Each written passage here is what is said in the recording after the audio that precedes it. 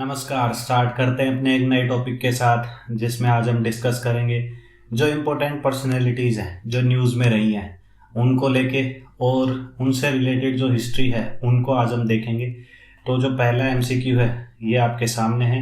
इसमें आपसे पूछ रहा है कि जो मिन आउंग जो पर्सन है वो किस कंट्री से रिलेट करते हैं, चाइना से, म्यांमार से, नॉर्थ कोरिया से, थाईलैंड से। तो आप बता सकते हैं।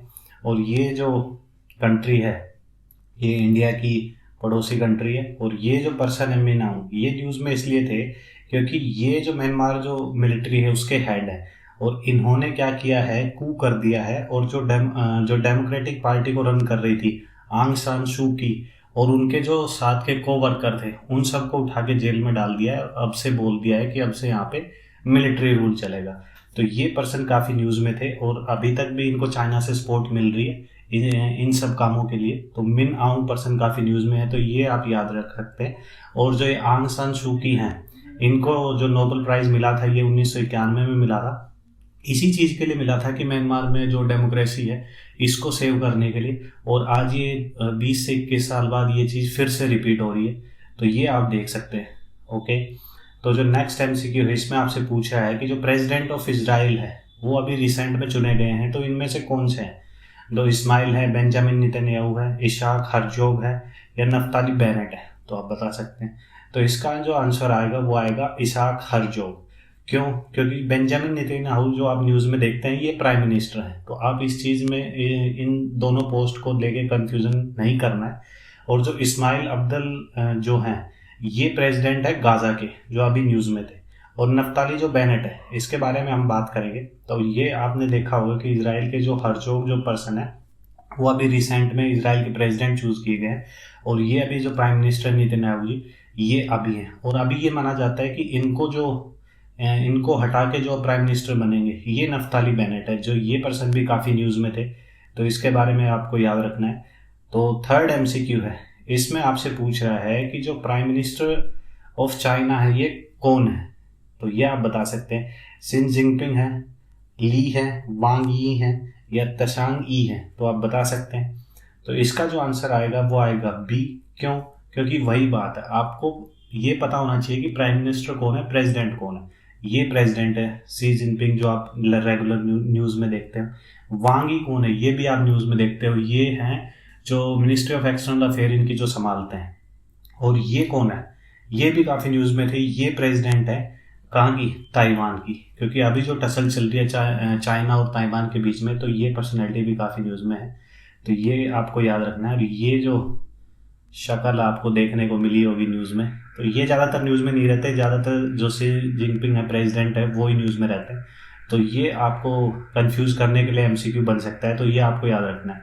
तो जो फोर्थ एमसीक्यू इसमें आपसे पूछ रहा है कि जो अभी रिसेंट में वर्ल्ड ट्रेड ऑर्गेनाइजेशन के डायरेक्टर जनरल चुने गए हैं तो वो कौन है।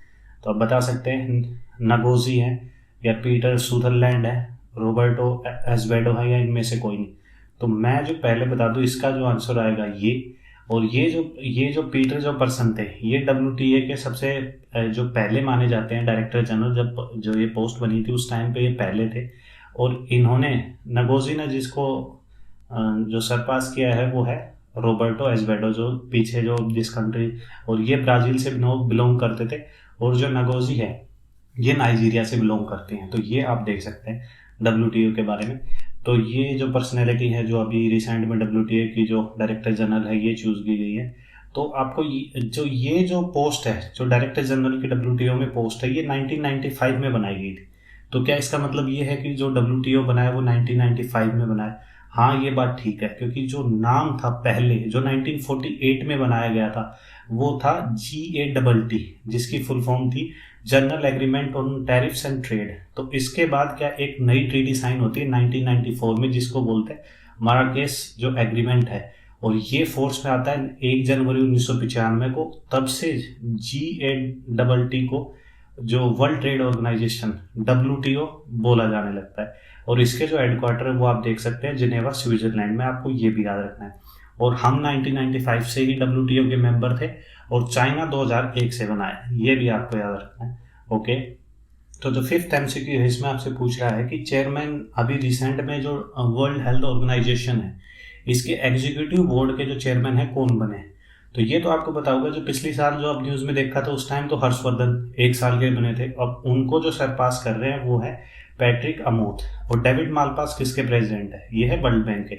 ये पर्सन भी काफ़ी न्यूज़ में रहे थे, कंट्रोवर्सी में रहे थे जब डोनाल्ड ट्रंप के टाइम पे उन्होंने इनको सिलेक्ट करके ये जो प्रेसिडेंट की पोस्ट दिलवाई थी, ऐसा कुछ न्यूज़ में था।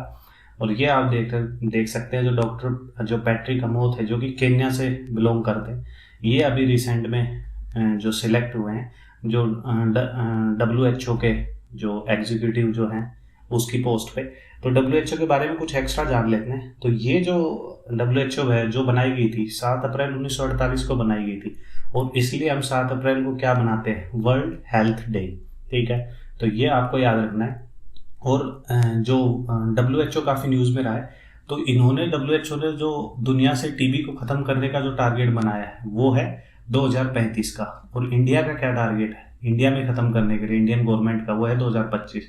और इनके जो हेडक्वार्टर है वो सेम ही है, जिनेवा, स्विट्ज़रलैंड। तो ये आपको याद रखना है, 1948 में ये बनाया गया था। ठीक है, तो जो 6th MCQ इसमें आपसे पूछ रहा है कि जो अलेक्जेंडर लुकाशेंको, ये किस कंट्री से रिलेट करते हैं? ये इस पर्सन का मैं हिंट दे दूं आपको, ये माना जाता है आखिरी तानाशाह यूरोप का। तो आप समझ गए होंगे, तो इसका जो आंसर आएगा वो आएगा बेलारूस। क्यों? क्योंकि जो बेलारूस की ये जो लोकेशन देख सकते हैं कि यहाँ से आपको पता है कि ये रशिया के साथ बाउंड्री शेयर करता है, जो पुतिन जी है उनसे काफ़ी इनको सपोर्ट मिलती है, और इनकी कैपिटल है मिन्स्क। ठीक है, तो एक टाइम पे जब रशिया USSR हुआ करता था 1991 में, जो कोलैप्स कर गया, उसके बाद ये सब कंट्री बन गई थी।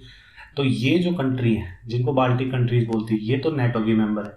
तो इसका मतलब ये तो कहीं ना कहीं USA की तरफ टिल्टेड है। लेकिन अभी तक जो बेलारूस है, जो लुकाशेंको, उसका स्टाइल ऐसा ही है रूल करने का जैसा पुतिन का है। तो इसलिए पुतिन से काफ़ी सपोर्ट मिलती है, और ये अभी तक न्यूज़ में था। तो ये तो आपको याद होगा। और ये जो आप स्टेट देख रहे हैं, ये हमने पिछली वीडियो में देखा था, ये स्टेट किससे रिलेट, क्या नाम है इस स्टेट का? इस स्टेट को बोलते हैं कर्ज स्टेट। और ये कौन सी वाटर बॉडी है? ये है अजोव सी है, ये कनेक्ट करता है ब्लैक सी के साथ। ये कौन सा लैंड है? क्रीमिया लैंड, जो कि रशिया ने यूक्रेन से कब्जा लिया था, कब? 2014 में। तो ये आपको याद रखना है। तो ये जो पर्सन आपको काफ़ी बार न्यूज़ में देखने को मिला था, और ये जब 1991 में जब USSR कोलैप्स कर गया और ये अपनी एक नई कंट्री बनती है, तो 1994 में इलेक्शन होते हैं। तो 1994 से अभी तक लुकाशेंको जी इस पोस्ट पे बैठे हुए हैं। Sorry, okay. तो 7th MCQ है, इसमें आपसे पूछ रहा है कि जो अलेक्सा नेवल्नी है, ये वी है, यहाँ पे वी आएगा। तो ये किस पर्सन कंट्री से रिलेटेड है? जर्मनी से, नॉर्वे से, UK से, रशिया। तो इसका जो आंसर आएगा रशिया, क्योंकि ये काफ़ी न्यूज़ में थे। आपने इसकी एक जो YouTube वीडियो भी देखी, जो इन्होंने अपने एक YouTube चैनल पे डाली थी, जो कि जिसने बताया था कि जो पुतिन है वो किस हिसाब से करप्शन कर रहे हैं, और उनके पास कितना एसेट है, कितनी मनी है, उन सब को लेके। और अभी ये रशिया में जेल में है। बेसिकली ये माने जाते हैं कि ये जो व्लादिमीर पुतिन है उसके अगेंस्ट खड़े होंगे करप्शन को लेके, क्योंकि आपको पता है जैसे लुकाशेंको रूल करते हैं वैसे पुतिन अभी तक वहीं उसी पोस्ट पे बैठे हुए हैं। तो ये आपको ये पर्सनैलिटी याद रखना है। ओके, तो 8th MCQ है, इसमें आपसे पूछ रहा है कि जो हैब्रिमाना जो पर्सन है वो किस कंट्री से? ये अभी रिसेंट में न्यूज़ में आ गए थे, काफ़ी पहले इनकी डेथ हो चुकी थी। तो आप बता सकते हैं रवांडा से, नामीबिया से, DRC से, अल्जीरिया से। तो आप बता सकते हैं, तो ये आएगा रवांडा से। और ये जो पर्सन है, ये रवांडा में 2 कम्युनिटी रहती है, हुतू जो कि मेजोरिटी में है, और जो तुत्सी जो कम्युनिटी है, ये 2 कम्युनिटी रहती हैं, और इनमें कभी से क्लैश चलता रहता है।